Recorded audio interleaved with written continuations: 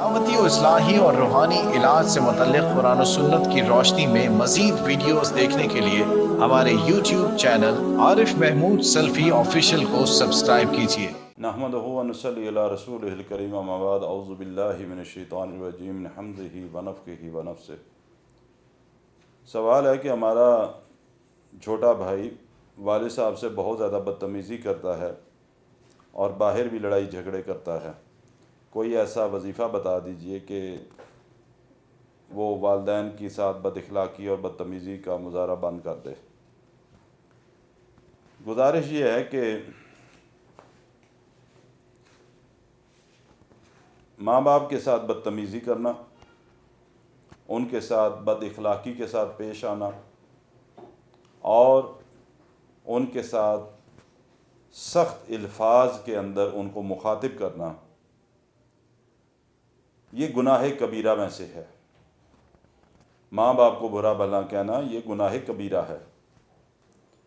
اور خاص طور پہ ان کو گالی گلوچ دینا اور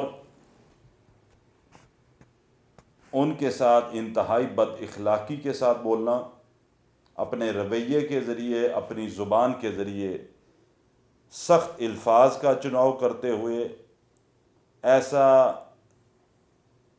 ظاہر کرنا کہ ان کا کوئی عمل آپ کو انتہائی ناپسند ہے اور آپ اپنے رویے سے اس چیز کو ظاہر کرتے ہیں۔ دین اسلام میں یہ سخت منع ہے۔ اللہ تعالیٰ آپ کے بھائی کو ہدایت بھی عطا فرمائے، اس کے لیے دعا کریں کہ اللہ اس کو ہدایت عطا فرمائے، اور ساتھ ساتھ اس کو گاہے بگاہے اللہ کے حکم سے اس کو ڈرائیں بھی،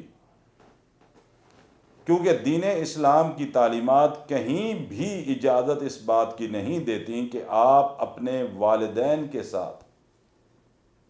بد اخلاقی اور بدتمیزی کے ساتھ بولیں، بلکہ قرآن تو کہتا ہے ان کو اف تک نہیں کہہ سکتے۔ اف تک سے کیا مراد ہے؟ کہ آپ کے ماتھے کے اوپر کوئی شکن بھی ایسا نہ آئے، یا والدین کی کوئی بات آپ کو ایسی کہ آپ آگے سے جھنجھلا کر کہیں اف، یہ چیز بھی شریعت منع کرتی ہے۔ دوسری بات جو میں نے اپنی گفتگو میں کہی کہ ماں باپ کو گالی دینا، کئی میں نے ایسے بد نصیب بھی دیکھے ہیں جو آمنے سامنے بیٹھ کے والدین کو گالی دیتے ہیں۔ ایسے بد نصیب بھی ہیں جو ماں باپ کی مار پیٹ بھی کرتے ہیں۔ ماں باپ کو گالی دینا ایک تو یہ ہے کہ سیدھا باپ بیٹھا ہوا ہے، باپ کو گالی دے دی، ماں بیٹھی ہے، ماں کو گالی دے دی، اور دوسرا گالی کا یہ ہے کہ آپ صلی اللہ علیہ وسلم کے ایک فرمان سے جو بات ملتی ہے کہ آپ صلی اللہ علیہ وسلم نے فرمایا کہ کبیرہ گناہوں میں سے ایک گناہ ایسا ہے، وہ یہ ہے کہ کوئی شخص اپنے ماں باپ کو لعنت کہے یا اپنے ماں باپ کو گالی دے۔ صحابہ میں سے کسی نے کہا کہ یا رسول اللہ صلی اللہ علیہ وسلم، کوئی ایسا بھی ہوگا کہ جو اپنے باپ کو گالی دے گا یا اس پر لعنت کرے گا؟ تو آپ صلی اللہ علیہ وسلم نے فرمایا کہ وہ کسی کے باپ کو جب گالی دیتا ہے، باہر لڑتے ہیں تو دوسرے کے باپ کو یا ماں کو گالی ہوتی ہی یا ماں کی ہے یا بہن کی نکالتے ہیں لوگ، جب آپ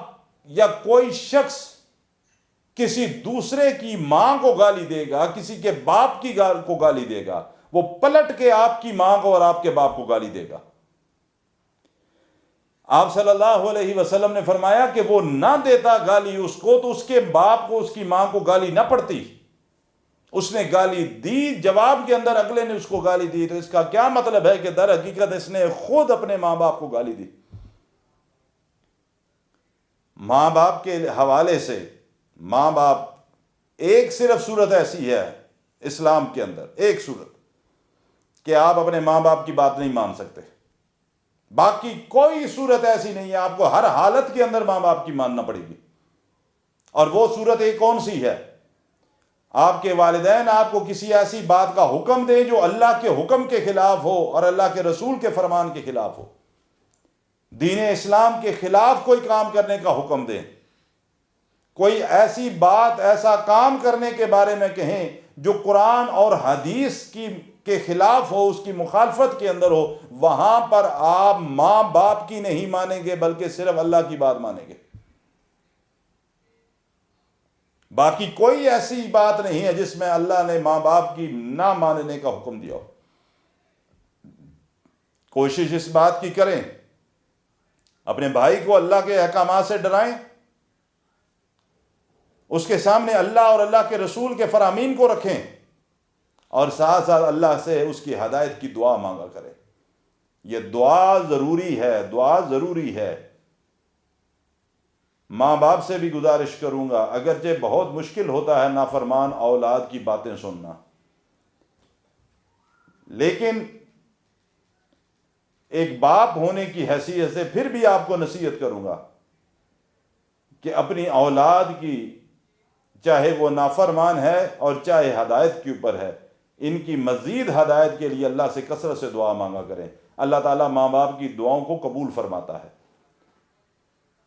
آخری بات جو آپ نے کہی کہ کوئی ایسا عمل بتا دیں کہ ہم وہ پڑھیں،